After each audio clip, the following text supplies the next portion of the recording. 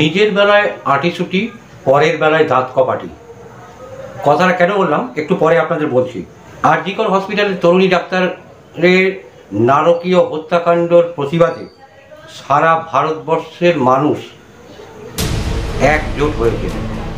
সাধারণ নাগরিক, ছাত্র সমাজ, যুব সমাজ, বিভিন্ন শ্রেণীর মানুষ তারা একজোট হয়ে এর প্রতিবাদ জানাচ্ছে, এর বিক্ষোভ জানাচ্ছে এবং তাদের একটাই বক্তব্য, যেন সঠিক বিচার পাওয়া যায়।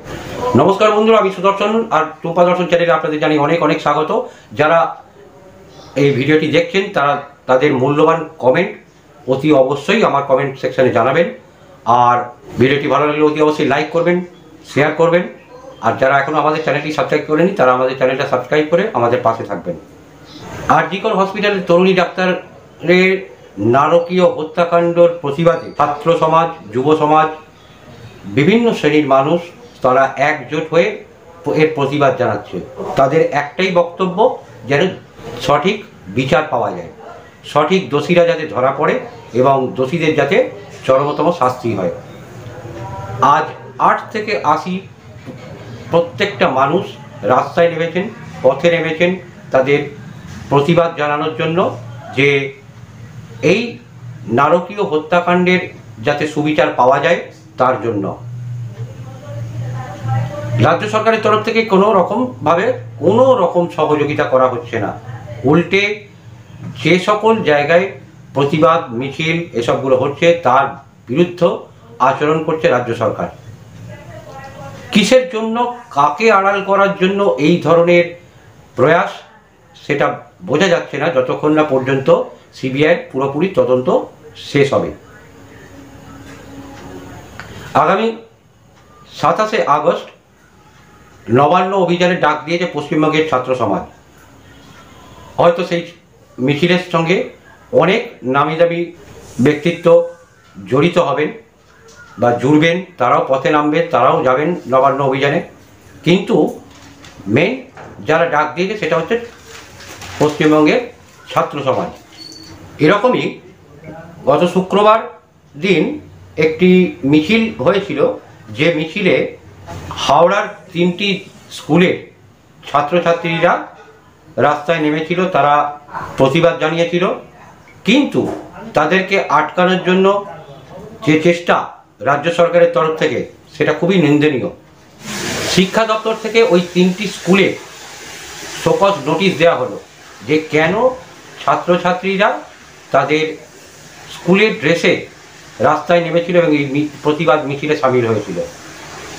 এখন বক্তব্য হচ্ছে যে স্কুলের ড্রেসে বা ছাত্রছাত্রীরা কোনো রকম এরকম প্রতিবাদ মিছিলে হাঁটতে পারবেন না, তারা যেতে পারবে না।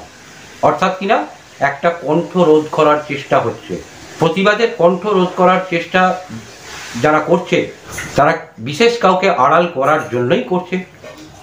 আমি দেখাবো আপনাদের কোন 3টি স্কুল পরিদর্শকের নোটিশ পেয়েছে, সেটা আপনাদের বলছি। হাওড়ার Baluhati high school, Baluhati girls high school এবং ব্যাটরা রাজলক্ষ্মী বালিকা বিদ্যালয়। আগামী 24 ঘন্টার মধ্যে কারণ জানাতে বলেছে, অন্যথায় কড়া ব্যবস্থা নেওয়ার হুঁশিয়ারিও দিয়েছে জেলা স্কুল পরিদর্শক, যে স্কুলের ছাত্রছাত্রীরা কেন ওই মিছিলে অংশগ্রহণ করেছিল।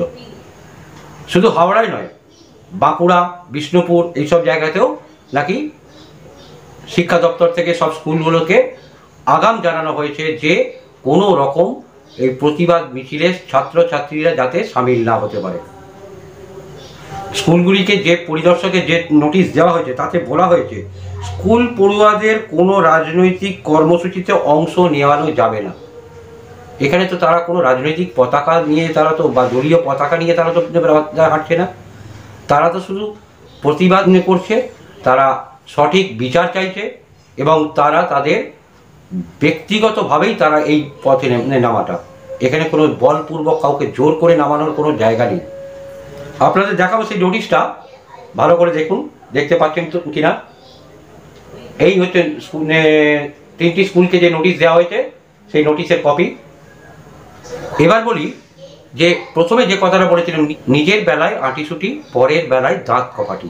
কেন বলেছিলাম? 27শে আগস্ট নবান্ন অভিযান করবে ছাত্র সমাজ। 28 তারিখে তৃণমূল কংগ্রেসের ছাত্র সংগঠনের বাৎসরিক অনুষ্ঠান।